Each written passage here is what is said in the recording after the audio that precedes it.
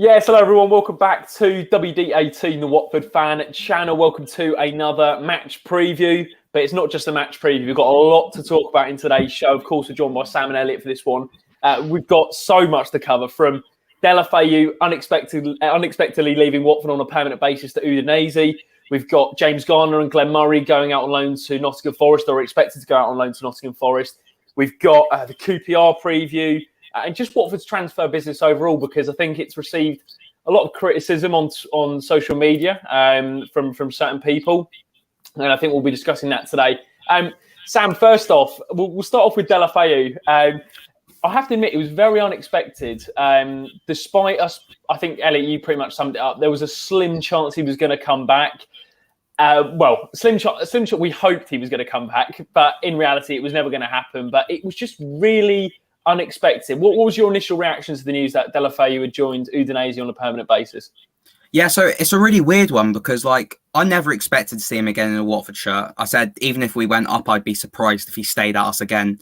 I was thinking that Udinese was kind of just that stopgap for him to before he perhaps moves on to Milan or goes back to Spain or something. And when I saw the news, I was just randomly scrolling through Twitter and it just came up and I was like, what is this? Because there was no rumours around it as well. Like, Leventhal didn't say anything. No reports said that it was going to become a permanent deal. So I was so surprised to see it happening. As in, not surprised that he's not come back to Watford, but just surprised that it's happened now. And my only thinking behind it is that we were paying some of his wages while he was at Udinese, and we just want to get him off the wage book so we can hopefully bring someone in. Well, I guess we are paying his wages either way, because obviously both clubs are owned by the Pozzos. It does seem like an attempt, Elliot, to free up a little bit of money in the Watford pot. And there's like two pots. You've got the Udinese pot, you've got the Watford pot. And it seems like we're trying to free up a few wages, potentially for someone to come in. That's how I viewed it. Do you view it any differently? Do you view it as maybe just literally getting him off the wage bill and there's no one going to come in? Or do you think it's specifically get him off the wage bill to bring someone else in? Do you think?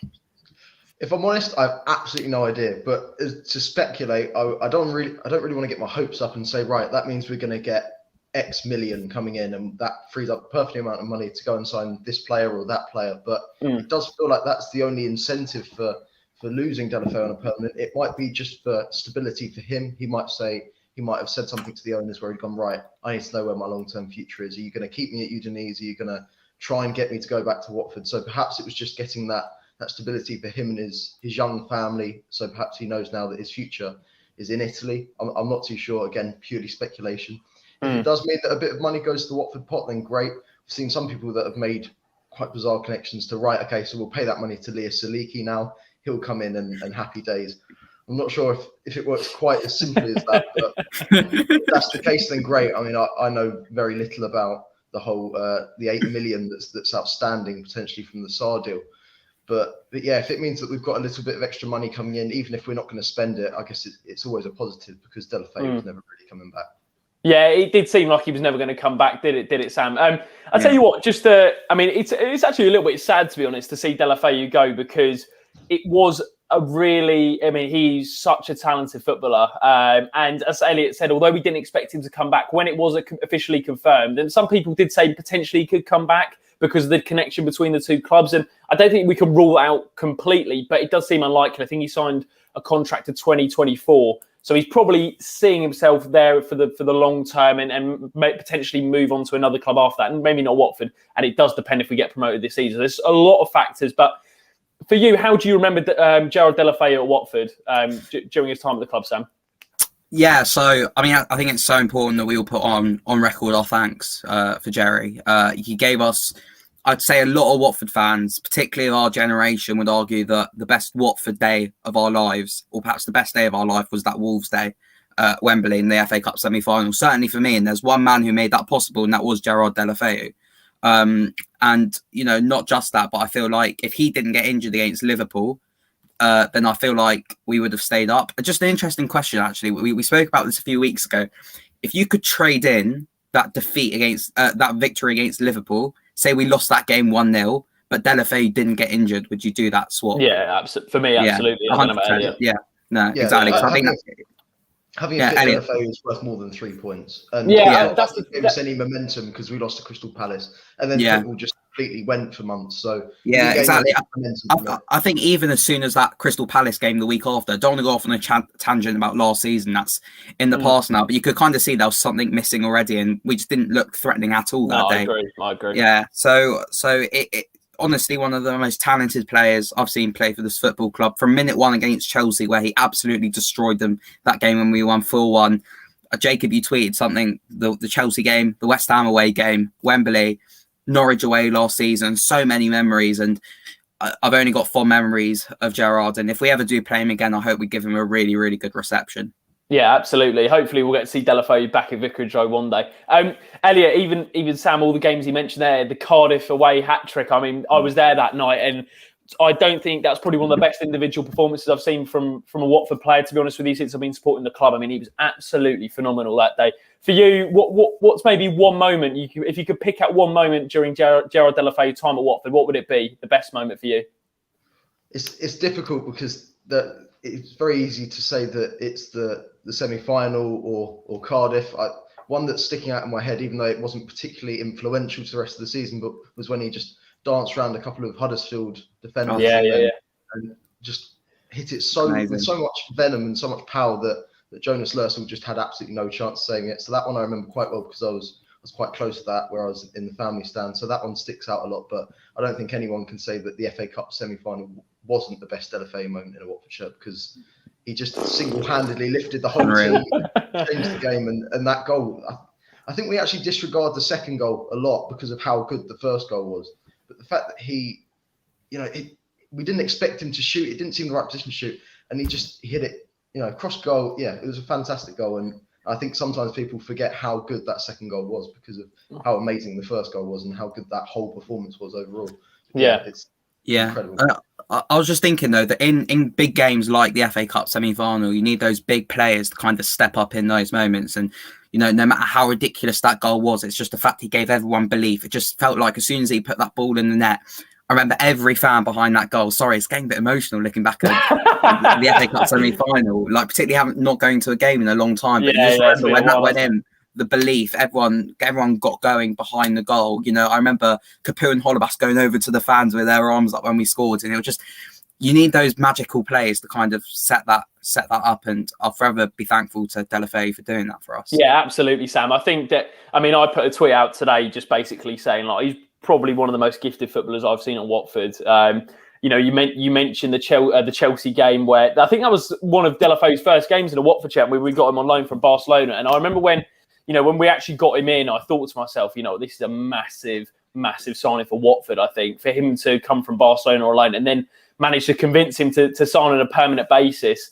We've seen some brilliant moments from Gerard Deulofeu, and the injury was obviously dreadful for him, and I think it was an ACL, wasn't it, from the Virgil van Dijk incident. I'm hoping that he can get back to the form that he showed before that and the seasons before, because it's one of those injuries, isn't it, where it can kind of affect a player long term. But absolutely, I agree with you, Sam. You've got to put on thanks. You got to put on record your thanks for Deulofeu, because he's been absolutely phenomenal for this football club, and we wish him all the best for the future. And as we said, fingers crossed we'll see him in a Watford shirt again. I just wanted to maybe not take away the sentimental side of it and take away a little bit of Deulofeu out of it. That's now Deulofeu and Capoue have both left Watford in this transfer window. Obviously, Capoue left at the start. We knew Deulofeu was going to leave at some point from Watford to Udinese. I think we all knew that was going to happen, or maybe not in the timing, but it has happened.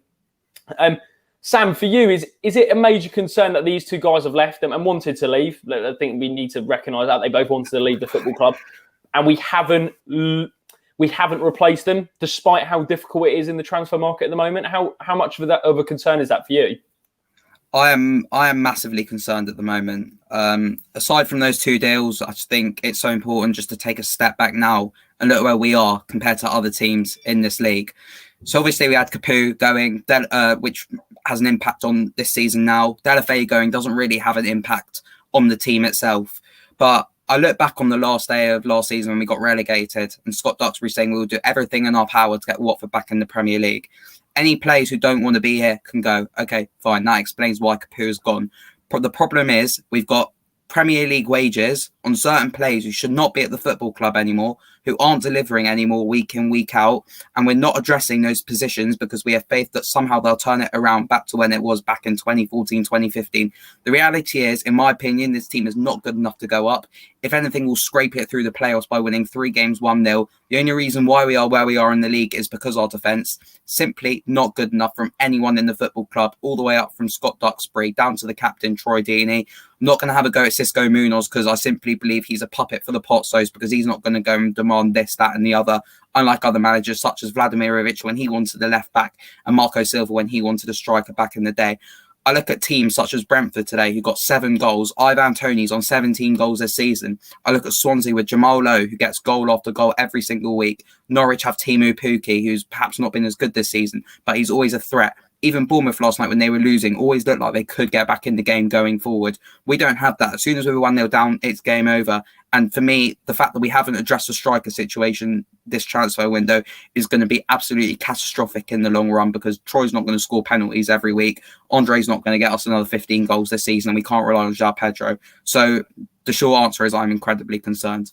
Yeah, it is for me slightly concerning, Elliot, in all honesty, that we're not. I think we'll be in around the playoffs purely based on as I think I agree with Sam in the sense that the defence has been phenomenal this season and the depth and strength is fantastic, but the lack of goals in the final third is understandably a point of discussion for a number of Watford fans. I think there was a stat put out the other day between Deeney, Gray, Paritza, and Pedro this season. It's been 8 goals from open play between them, and obviously with Paritza out, that's now 7 between the 3 strikers we have available. For you, we haven't addressed the striker situation, and there's 2 sides to it. Of course, on the surface, we needed to. The other hand is, I think we have to get it right because we've got a number of strikers, we've brought a number of players in. I think the likes of Andre Go, where it hasn't really worked out. We spent big money, so we need to get the next one right. And don't think that a player maybe is available at the moment. However, there's been options, the likes of Max Waters, who we could potentially take a risk with, those sort of players. For you, how is it a concern that we haven't addressed the striker situation, as Sam said, or are you a bit more kind of, this isn't as big a problem as people making out? It is a concern. I think it's very difficult. I do sympathise in some senses because I understand it's very difficult to just sign a striker that's going to come in and score 20 goals a season or 25 goals. And I don't think Max Waters is a sort of low risk thing that you could go and sign. I know that's only one example of about 1,000 strikers that have been linked with Watford over the past. Yeah, there's been a lot. Yeah, it does feel that you do need to get a consistent striker in, and this team is very good, and this team is a completely transformed team. I was working out the stats. My maths could be completely wrong, but I think if we keep on this course of not conceding goals, I think the last team to have the same goals conceded per game as us was Middlesbrough in 2016. So we'd have the lowest goals conceded out of any team in the league in 4 years. So in that sense, there's a huge positive. But you look at the attacking output, and we're on course to get as many goals per game as some of the teams fighting relegation last season. It's really extreme. It's quite worrying, and there's not going to be a striker coming in now this January. I understand that Glenn Murray was supposed to be someone that could maybe get those goals. You can't rely on him. He was 37 when we signed him. He's 38 now. You could never invest in him and go, right, he's going to get us our 25 goals that we need or whatever. There isn't a recognised striker at the club right now that is scoring consistently from open play. That is a huge concern. And the difficulty is it's not an easy fix. There's no one at the moment that's just sort of waving their hands in the air and saying, right, look at me, I'm scoring this many goals in League One or this many goals in a Scandinavian league or somewhere like that. And they're desperate for a move to Championship Watford. It's just not there at the moment. So I don't have a solution to this problem, but it is a huge, huge problem that needs to be addressed. And just expanding on that, Elliot, I just kind of throwing the same over that I put to Sam about the Capoue and Delafeu, the lack of replacement there. Now we're never going to get the same level of player when we go down to the Championship. But for you, are you surprised that we haven't replaced those guys regardless of the division? Not particularly surprised, and I don't. It's difficult with Delafeu because there was João Pedro that was coming up. We knew that this season, regardless of what league we were going to be in, that this would be a big season for João Pedro, and I think it's made even more important now that we're in the Championship. I think maybe he would have been cut a bit more slack if we were in the Premier League and maybe given him a couple of chances off the bench rather than as a starter. So I think there was always the idea of having someone like João Pedro come in and replace Deulofeu.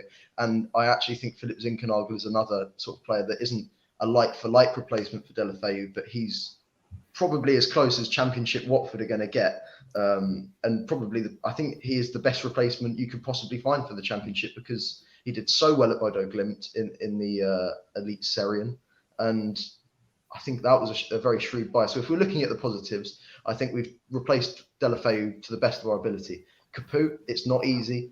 We have Chalobah, we have Hughes, we have Cleverley already at the club. There's not enough squad depth there. I don't think necessarily we need to get a Capoue type player in. I think we just need to get another body in the squad that can play in midfield and someone that may provide a bit more creativity, someone that would slot in well next to Hughes, or someone that just lifts the weight off the shoulders of those three midfielders, because it is not sustainable to have those three players play the next 20 games of the Championship back to back to back to back. It's just not plausible. Sam, I think Elliot makes some really good points there. Just in terms of this transfer window, we're coming up to deadline day tomorrow, isn't it? It's come around thick and fast. For you, how do you assess this transfer window? As we mentioned, Capoue, Deulofeu have gone out. Garner and Glenn Murray are going to be leaving the club as well after Watford terminated their loans and they're off to Nottingham Forest. And then we've brought Rob Elliot and Philip Zinckernagel. Now, I think Philip Zinckernagel will be a very good player for us. I think he's technically brilliant. I think Rob Elliott's quite a clever bit of business, in all honesty, with Ben Foster being out. That's one that's kind of come out of the blue due to the circumstance of the goalkeeper situation. But I think it's more about the quality was obviously going to go down when we got relegated, but we're getting rid of good players and we're not really replacing them. How do you assess this window so far, Sam? Yeah, so I at the start of the window, I said on this channel, I think 4 areas need to be addressed. We need to get in a backup left back for Messina. We need to bring in a quality striker. We need to replace Capoue, and we need to get that attacking kind of flair sort of player, because we can't rely on Keena or Deli Bashir is out for a long time. So we've addressed one of those 4 areas. And in today's market and the difficulty surrounding football at the moment, I'd say that makes it an okay window in terms of incomings. The problem is that the biggest problem hasn't been addressed, as I said already, which is the striker. And that, for me, kind of takes it off being okay. And it's not been a good window, in my opinion. It's not been absolutely disastrous. It's not like we've lost everyone and brought no one in. I think Rob Elliot was a very good signing, but I just feel like that gap up front is going to cost us come the end of the season. And do I have faith that we're going to replace Troy and Andre in the summer? No, not particularly. I don't really see where we can go from here without a striker. It's really difficult. I mean, I'd say the centre mid at the start of the window, I thought it was the biggest priority. I actually think since Capoue's left, Chalobah has really, really stepped up. I think he's playing his best football since his injury, and I think that could be okay enough or just about to get us through to the end of the season, and we can readdress it in the summer. I think Saliki's the kind of person we're going to wait until the summer now with. I think he'll join in the summer. I don't think he'll join now, but I'm lost for words with this transfer window. That I think the Pozzos have straight out lied to us. I know it's a very demanding time for the football club and for everyone in football involved, but it's wrong decision after wrong decision after wrong decision, dating back to when we sacked Javi Gracia and didn't back him that summer, and it's coming back to cost us now. Yeah, I'll tell you what, Sam, just to give you the flip side to that, in terms of the situation with the January transfer window, it's very difficult to bring in players, I think, during a pandemic, let alone I think it's normally difficult in a January transfer window to bring someone in, particularly during a pandemic. We know we've got players on big wages. Do you think this is maybe an attempt by the hierarchy to actually just go, you know what, we spend so much? I think Troy and Andre are 2 of our highest earners, I think. But I think they are anyway, according to what you read online. Do you think this is just an attempt to back them because they've invested so much money in them? Do you think they've kind of been forced to do that? First of all, just 2 things. Addressing your first part, I understand it's not career mode. I get annoyed when people think it's literally career mode where you just go on the market and get a striker. I understand that completely, but how difficult would it have been to take a punt on someone like Waters or someone from League One or League Two? That really wouldn't have been difficult. Someone like, I don't know. But do you think? Sorry to interrupt, Sam. But do you think the fact they've got Andre Gray wrong and the fact they've got other signings wrong in the past and spent quite big money, they're thinking it in the perspective of we can't get the next one wrong and we're going to wait to the summer in order to actually recruit properly. And I'm not saying you can't recruit properly in January, but more often than not, you could plan ahead for the summer. You can't really plan for January windows. Yeah, no, I think it's all a knock-on effect of their own mistakes. And I think people kind of need to get it kind of like, I love the pot size. I think they saved our football club when we were at our lowest depths under Bassini. But it's just these mistakes now having a knock-on effect and it's still affecting us. And, you know, I think I keep on saying this as well. It doesn't matter if we're in the Championship or the Premier League. As you say, the summer coming up is going to be absolutely massive for who we bring in and who we keep. And as long as we, you know, we have a reasonable good end to the season, which I am confident for under Xisco, I don't think we'll go up. I think we will get, you know, we'll get to the playoffs at least. But yeah, it's just really frustrating. And I think they kind of do have to back Andre and Deeney now. Elliot, what do you make of the reaction online? Obviously, it's not always the best gauge, I guess, for fan opinion, but it's the best gauge we have at the moment, I think, with everyone, you know, contributing on the live streams and Twitter and all of the platforms, etc. There seems to be there's some people who are saying maybe we're expecting a little bit. Some people are expecting a little bit too much in this January transfer window. You've then got other people who are saying this is not acceptable. Where do you fall in that? Are you which end of the spectrum, or if not in the middle? Are you? Sorry to maybe pin you down a little bit with that one, but do you see it as you can understand why we haven't done a lot of business, or are you more the perspective of we had to? I really get both sides, and I think it also depends on what time of day we're saying it. Even because if it's after a defeat, everyone's going to be saying, right, Deeney's not fit for the club, he needs to go. Gray's not scored in donkey's years, he needs to go. But then if we win, we'll say, oh well, Gray's positioning's been great. He's been fantastic at pressing, that sort of thing. And Deeney's a key part of every piece of build-up play. You know, he's scoring the penalties. Granted, they're not open play, but no one takes penalties like Troy Deeney, and he's a big part of the team now, and he's evolved into this number 10. So it's very difficult to gauge it right because you've got to be conscious of timing. Right now, it's a very frustrating time because it's the end of the transfer window. Nothing's really happening in terms of incomings. And I can understand that then the negativity seeps in. We say, right, and then everything floods in and we say, right, Deeney's not right, Gray's not right, whatever, and everyone else. So in terms of where I fit on that spectrum, I think that's not me completely criticizing everyone that said that, because I think I do fall into that here and there. So right now, I feel very negative about the transfer window and about Watford, because I think, right, there's no striker that's come in. We're on course to not really do much, not really challenge the top two and maybe scrape playoffs or get playoffs. But then on another day, I could be very, very happy about it. If we go and beat QPR 3-0 tomorrow, I'll be talking about how we can maybe squeeze into the top two. So it's so difficult. It's so difficult to try and work out where I stand with it. I think also, Elliot, another point to maybe add to that, and I agree with what you're saying there, is I think when we're seeing other clubs maybe recruiting slightly better in the summer, I mean, the best example is Brentford and Watford, Ivan Toney. I mean, that was a decision that was made that we could have brought him in. I think we could have. It was on the plate. It was on the plate for us. It was. Sorry, Sam, do you want to go on about it? I just think it's... I think the frustration for me is that we're seeing other clubs recruiting pretty well. Even Swansea this summer with Hourihane, I think he would have been decent for us. I think, not saying the midfield is the absolute priority, but it's still a good bit of recruitment. Brentford recruited really well in the summer. I'd even go as far to say with Reading, with Lucas João, you know, he's been top draw for them this season. And I think Watford's situation is very similar to Bournemouth. I think I liken it to I've watched some of the Bournemouth fans and they're frustrated because they've got Premier League players who've dropped down to the Championship on quite big wages and they're not performing to the levels that they expected. Now, Watford sit fourth in the league at the moment, I think, with 47 points, results going with the results after today. So, Sam, do you think that plays a part into it, the fact we're seeing other clubs recruiting pretty well and Watford maybe aren't at the same level?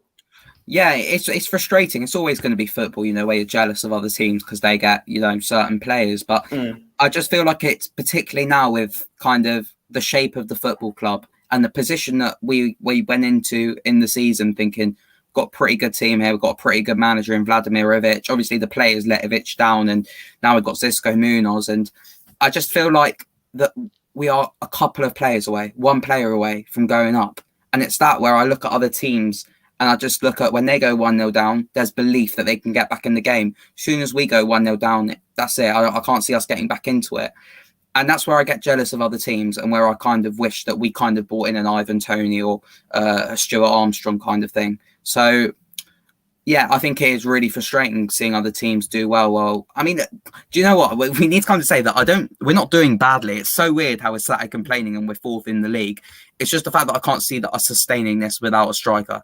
Yeah, it's very much hypothetical at the moment, but I think the worrying stat for me is the open play goals, absolutely. And actually, just to give a flip side to that, Elliot, I put a tweet out yesterday about the stats of the comparing 2014-15 the front four and the 2020-21 front four, and the difference I think in the end was 16 goals from open play difference at this point in the season after 26 games.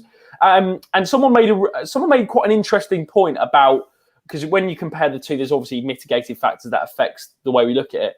And it was David Cameron Walker, and he does some great stuff from the rookery end, and he made a very valid point.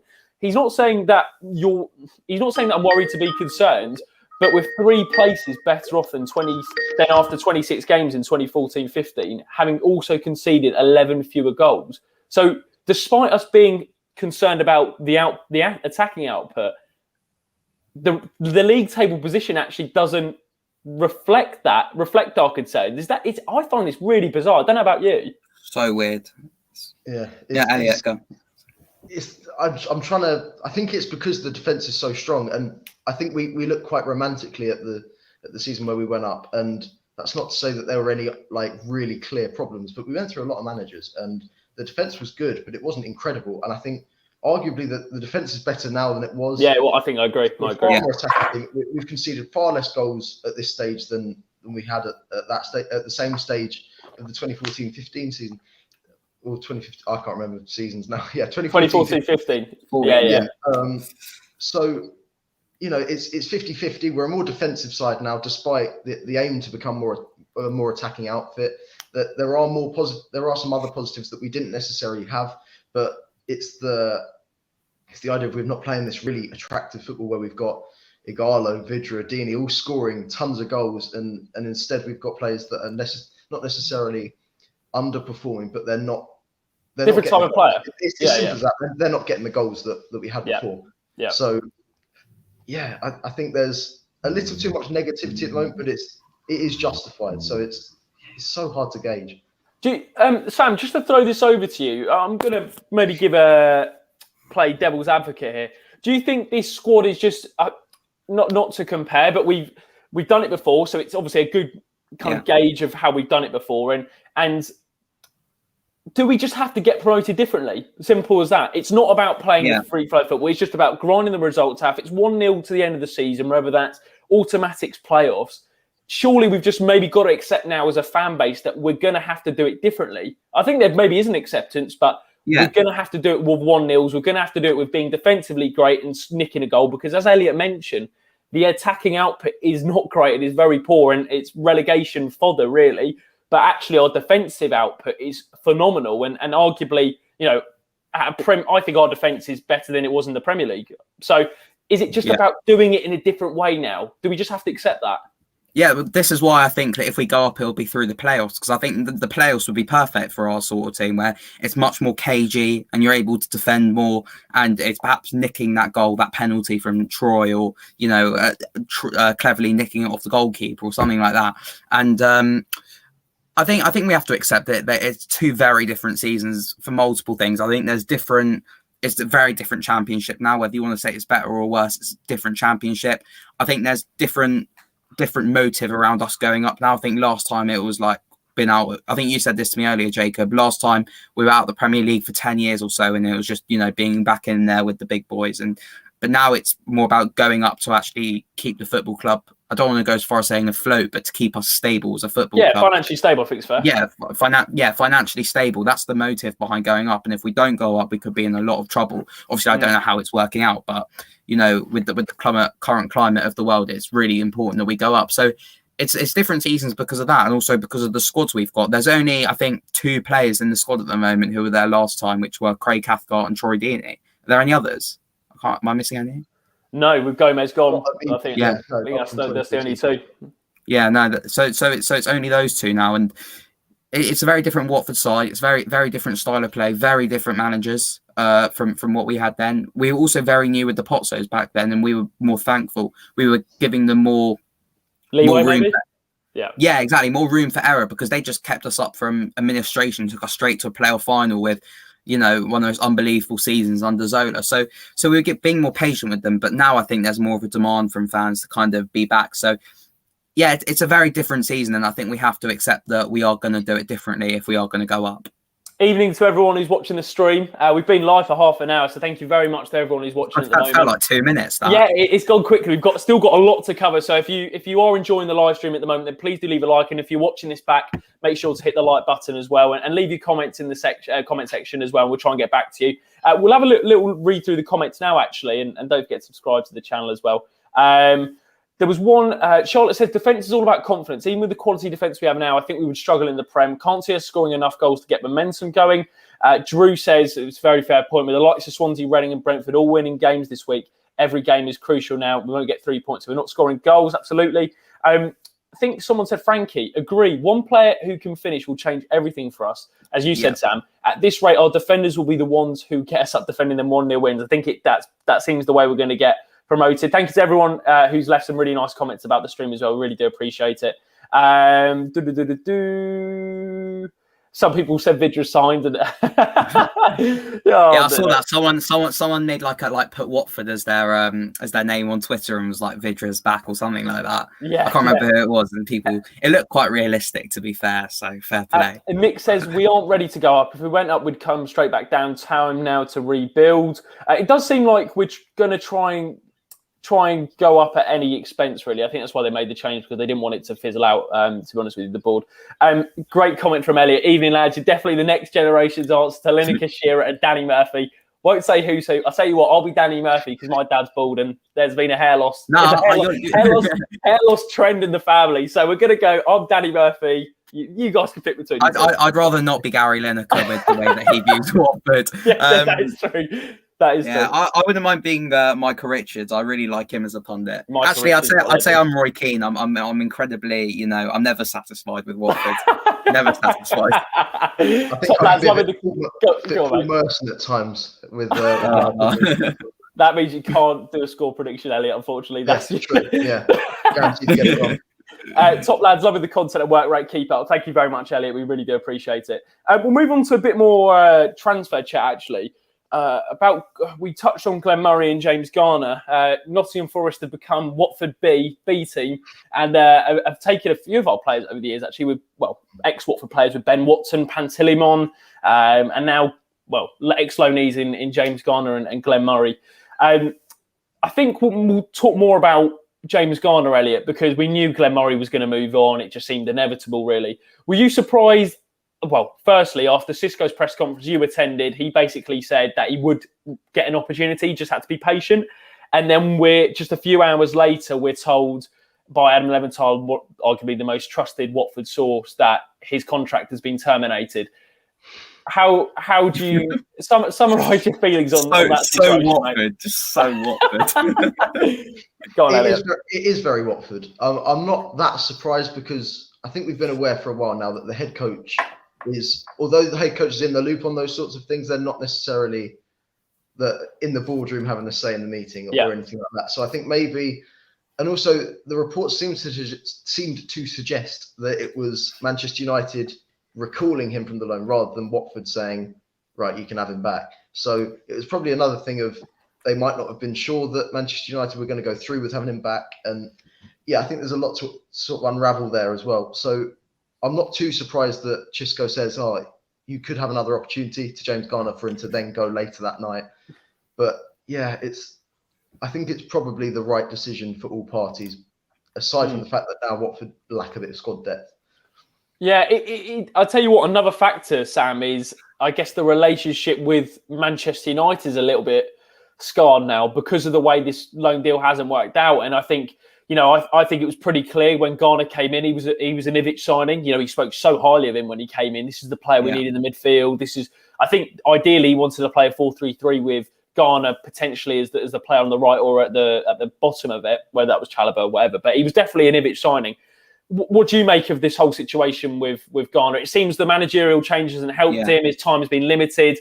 He probably had to move on, didn't he? I think. Yeah, he had to move on, and I feel sorry for him. A lot like Glenn Murray. I think a lot of things haven't worked in his favour, which were the manager changing. I know, Jacob, you feel like the formation didn't help him out at all as well. But to be honest with you, when I saw him play, probably one of the most average players I've seen play for us. I'd go as far as saying that.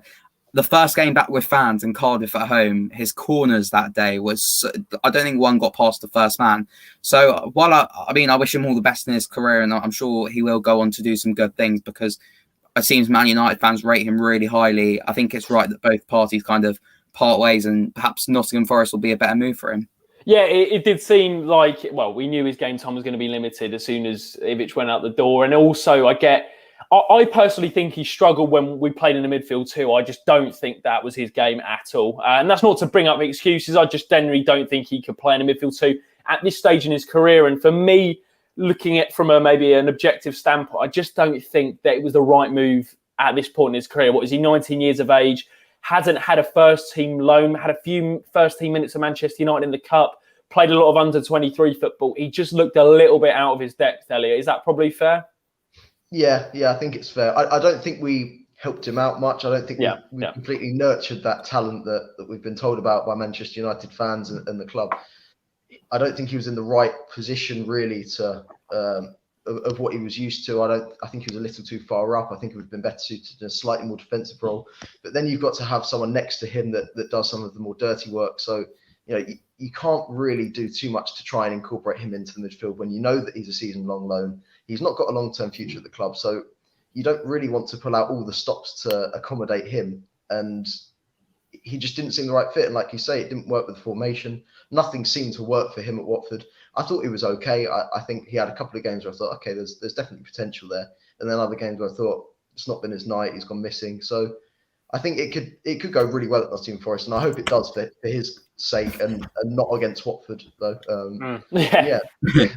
So I'll say, in all fairness, he's come the closest in a long time to breaking the free kick curse as well when he hit the ball Reading away. So that's one for his highlights. Yeah, that was on the highlights reel. I mean, that free kick was talked about extensively, considering it didn't go in. I do think James Garner maybe not. I don't think he was brilliant, but I don't think he was as bad as people maybe made out. I don't think it helped that a lot of Manchester United fans were bigging him up, and then when we saw him, it wasn't maybe the way they were talking about him. I don't think that helped maybe his image particularly.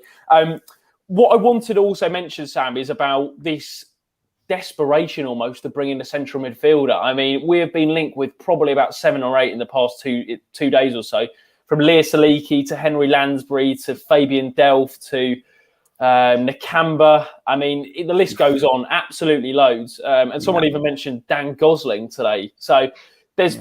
I mean, loads of midfielders are flying about.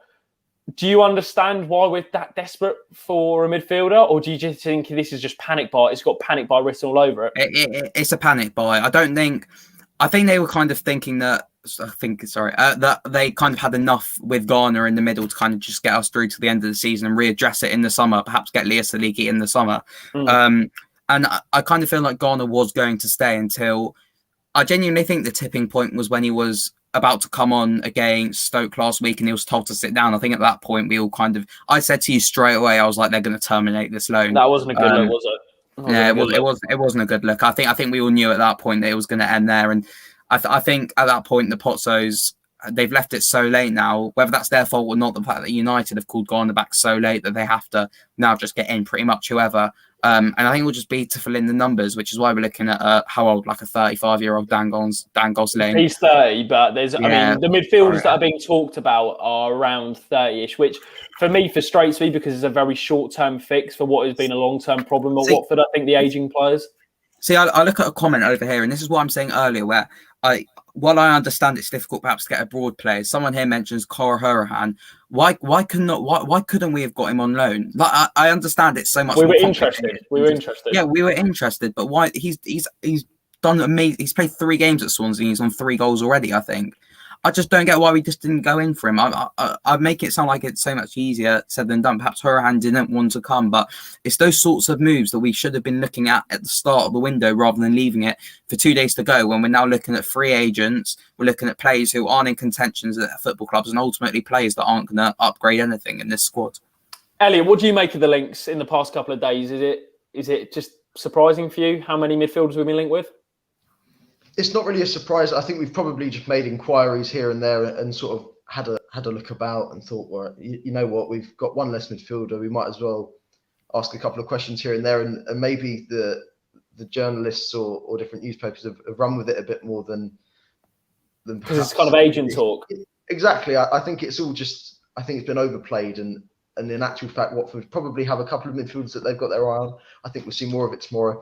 I'm still not exactly sure when the transfer window ends because it might be Monday, might be tomorrow, because I seem to remember that the window started on the 2nd. I think it's Monday. I saw on Sky earlier. They were like the whole Sky Sports. I think though. Sorry, to pick up what Elliot said. I think tomorrow we're going to see an absolute. I think we're going to see us linked with every single player in world football tomorrow. So that'll be fun. Well, to be fair, that is. So I've just checked as. The 31st of January falls on a Sunday. The transfer deadline for the Premier League and EFL clubs is on Monday. So we've got 2 days, full days to get a deal done. But I think tomorrow is Watford's deadline, to be honest with you. Watford, I'd be very surprised if because I'd imagine they want him to be in the squad for that game or whether it involved whatever. But Elliot, what were you just saying about the midfielders? Do you think it might just be a bit of agent talk, or do you genuinely think there's a bit of substance behind it? There could be a couple that had substance behind it, but when I see names like Matt Grimes being thrown around, it makes me second guess it slightly, because I just think it's probably an inquiry of like, oh, hi Swansea, you think you're holding on to Matt Grimes? Because if not, we're here to. Swansea, please sell Matt Grimes. If you feel like it, but there's no way Swansea would sell their captain to Watford, a promotion rival, and then for anything that Watford would want to pay. So I think some of them have been quite, frankly, ridiculous. But we might chuck in a late loan offer for. I quite like Nakamba, to be fair. I'd say Marvellous Nakamba, but again, he was on the bench today. Was it today? I can't remember. He's on the bench now. Oh, yeah, they're playing. I really don't want Fabian Delph. That's the one I just want to stay away from. Fabian Delph, wages are ridiculous, and he's not young. It wouldn't be a development loan, so it'd be a loan with the hope that he would move elsewhere or that he'd prove himself to move elsewhere. So I think we could see a Udinese link. We could see a link from maybe somewhere in Spain or somewhere in Belgium. But I don't think any of the names that have been thrown about right now have much substance to them, except something like Dan Gosling, because that makes sense. The link is tenuous at best, but he wants to leave. Bournemouth want him out because they've just got Ben Pearson in. He's 30. He needs one. I would have loved him. He'd be fantastic. Yeah, he would have been comfortable. Whatever we sign now will be just to make up the numbers. Like it won't be anyone who's gonna even be close to contention for a starting spot. I don't think Gosling will come. I just saw a comment in that we've been linked with everyone, even 55-year-old John Swift, who works in the Deli at Watford Tesco. We need to wait for the tweet like Justine Leah Saliki and Wenzel's at Vicarage Road eating a sausage roll. We whispered into my ear the horns are going up. Well, sorry, we're all waiting for that. I really hope we get that. But no, I'll just say it again. Sam, just to chuck this over to you. Frankie says a midfielder won't be the difference between promotion and not. It's the striker we need. Yeah. So regardless of the midfielder we bring in, you wouldn't be happy if we didn't bring in a striker. Is that fair? It's not a case that I wouldn't be happy. I'm always happy when Watford signed someone. Yeah, always happy. Even when we signed oh my god, my mind's gone. No, who's the goalkeeper we signed? Rob Elliot. Sorry. Even when we signed him, I was like, at least it's someone new, just to get our spirits up. But the striker is the priority. And as I said before, I think Chalobah, since Capu's left, particularly at the start of January, I think Chalobah's massively stepped up. I think he's been really good. Long way to go still, but I think he's enough at least to last us until the end of the season, because what he does well. So 100%, I think we might just have enough in central midfield. But the striker is so important. Yeah, it does feel like. I mean, I don't think that there will be someone brought in, but we'll move on away from the transfer chat. We've covered it a lot today, but thank you to everyone who's still watching at the moment. We really do appreciate it. We'll move on to. I love the way still watching, as if we were like, we'll just talk about transfers so much. I'll tell you what. To be fair, I wouldn't mind Jasper Juncker from Bodø & Glimt. His record is ridiculous. And Joe says Watford's Tesco's Metro is class, though. To be fair. I have to agree, mate. I live near a Watford Tesco, and I have to admit the selection is phenomenal. We move on to. It's just testament to what this season has come to. Now we're talking about Tesco on a live stream. Right, we'll move on to from supermarkets to the QPR game on Monday. Elliot, big game, of course. Someone mentioned in the live chat about all the teams around us have played before us. The pressure is on for us to deliver on Monday night. And I think particularly after the Millwall game, the fact we struggled with, I thought the performance was decent apart from in the final third, in all honesty. In the final third, we were pretty bang average. Paritz injured. What was Xisco covering in his press conference yesterday, if you can remember? Yeah, there's less focus on injuries. There was a little bit that didn't necessarily contradict the article that went out, but maybe added to it, that said that Sema is fit for the game and he is ready to play. He's been out for now 2 games, is it? Yeah, so he's ready to come back and he's ready to slot back in, hopefully at left midfield if that's where Xisco wants him to play. Aside from that, there's a little bit about Rob Elliott being a gladiator, which was positive. We've had Fight Like Animals, we've now got Fight Like Gladiators. Deeney was considered a gladiator. There's a lot of talk on Francisco Sierralta. Adam Leventhal's article on him was fantastic, by the way. Yeah, it was brilliant. Really good. Yeah, a lot of focus on him and how comfortable he's been, because he has really been like a new signing. He didn't really get any game time at all under Vladimirovic, and he comes in and he's performed to a ridiculously high standard, all things considered. So it was a lot of reflection, a lot of looking back on how everything's going. I asked him briefly about getting the balance between attack and defence, and he said he thinks he's got that now. He thinks that they're working on it. So perhaps maybe if he thinks he's got the balance, maybe we're just waiting for the goals. But yeah, in terms of news, there wasn't much to speak of from the press conference. Just before I good questions at the press conference, says Caroline. I think that's very fair. Yes, thank you, Caroline. But very very kind comment. Someone actually just mentioned before, just expanding on the press conference, Elliot. Everyone's already forgetting how since Tom Dele-Bashiru was injured, it went downhill. Now, I'm not saying that's not a reason, but I do think that he would have been very good for us this season. So just going back onto the press conference, for me, the big talking point was Paritz being injured. Another setback, Sam. You said, I don't think we'll see him again in a Watford shirt. Potentially slightly OTT in that respect. But it does. I get the point in the sense that it is pretty frustrating how the striker with the best movement is out again. It's frustrating.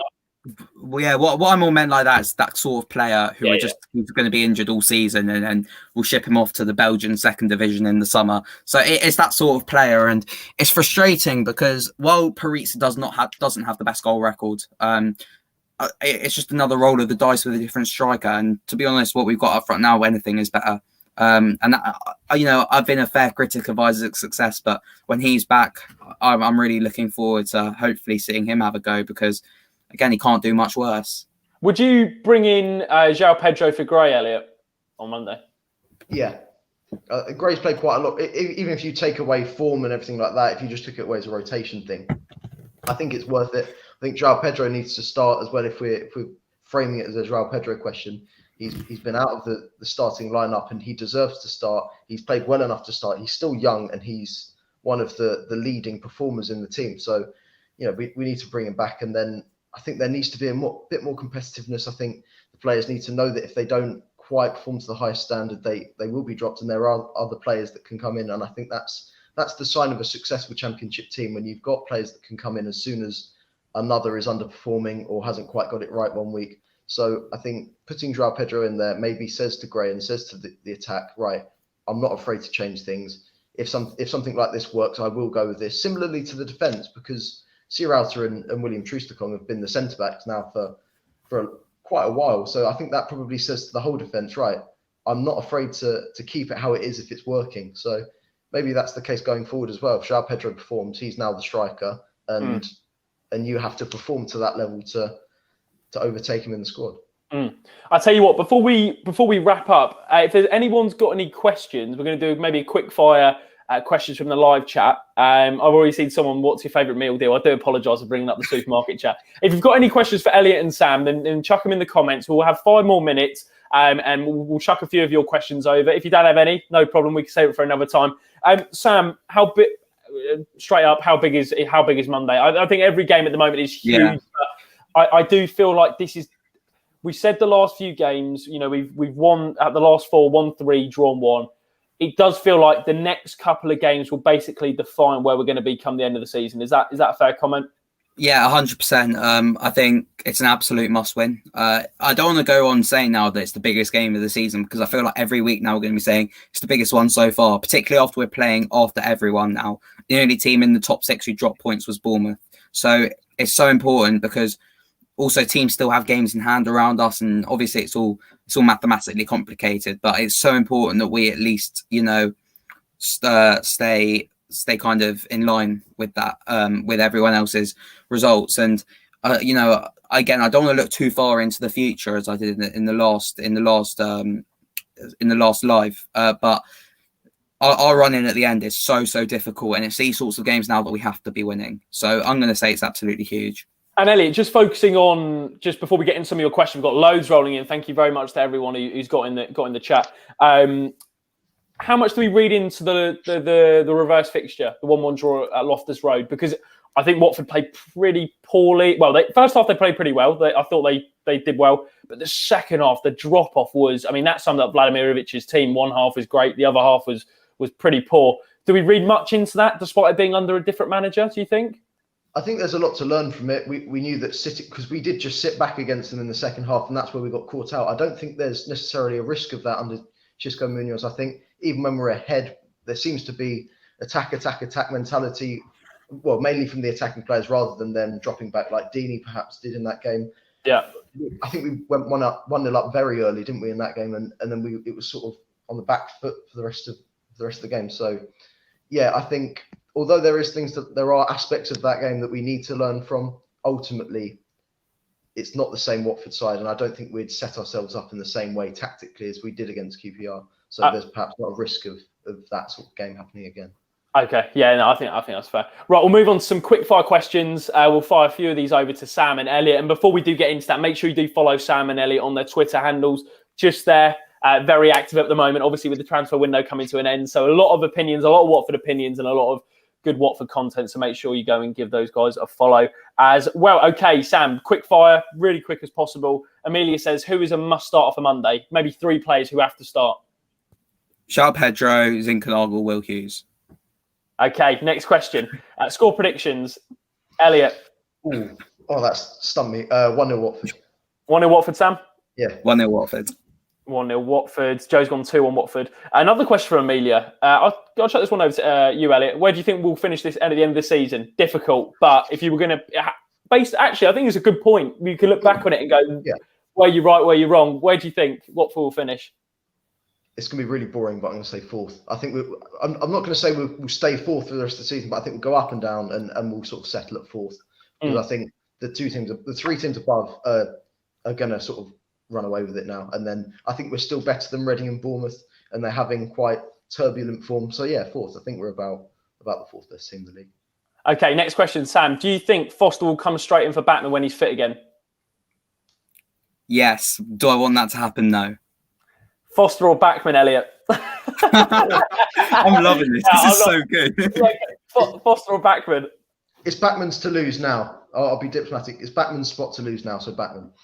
Okay, next question. There's a few absolutely bold ones in there. Someone says, what's your 3 favourite Oasis songs? There's too many to choose. I'm Jordan.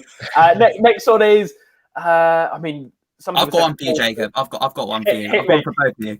Okay. Biases aside, the 3 teams who will be in the Premier League next season. Any three teams or from the No, championship? yeah, in the championship. In the championship, I'm saying. Can't go to Man United, Man City, Tottenham. Like, I'm going to go for. I think the three that are at the top now will get promoted. Yeah. Norwich, Brentford, Swansea. Yeah. I was going to say Reading, but I just don't think defensively they're not as good. I mean, going forward, they're amazing. I think they've scored like 40 goals this season. But at the back, I mean, they're pretty average. So I think it'll be. I think Norwich will get promoted in the automatics with Brentford, and I think Swansea will go up in the playoffs. To be fair, I can't remember the last time the three best teams in the championship went up. If you that is true. The top three best teams in the championship.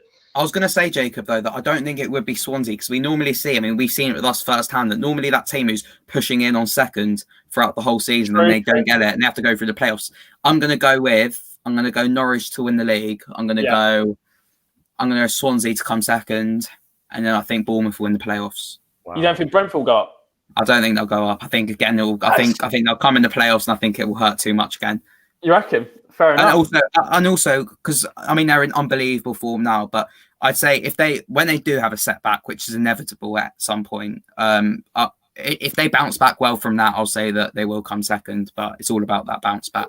There's a big question from Freddie Sam: Capu or £1 million for your bank account? Oh no! Don't do this to me. I'll tell you what, that is too difficult a question. I think that's where we're going to wrap it up, guys. Thank you to everyone who watched today. Loads of you got involved in the chat. We really do appreciate you getting involved with the content at the moment. We've got plenty more on the way. We'll have a match reaction after the QPR game. I thought about this is just a completely random point. I thought about doing watch-alongs, but I don't know whether people want to see it. I think that's the question because you've asked the question. They want it with Shane. They want watch-alongs with Shane as well. Okay, would you like to see a watch-along with myself and Shane? If you do, number one, leave a like on the video. Number two, let us know in the comment section. It wouldn't be the typical. It would just be me and him talking about the game. If you fancy it, let us know. If not, absolutely fine.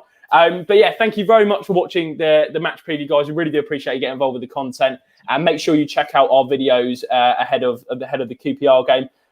Oh, we've got a lot. We've got a lot of yeses. Okay, we'll have a little think about it. Should we set a like target? We've never done that before. Should we do a like target? How many? Okay, Sam, you can set the like target, and if we get the like target, then we'll do a watch along for the QPR game.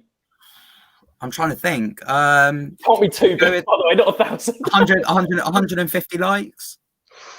100. That is bold. That is big. 150. Robin says 100. I think 100's fair then. Yeah. This is the end of a 56-minute long video, so I think it's difficult because a lot of people will have had to watch this far to. That is true. Yeah. I think 100's fair.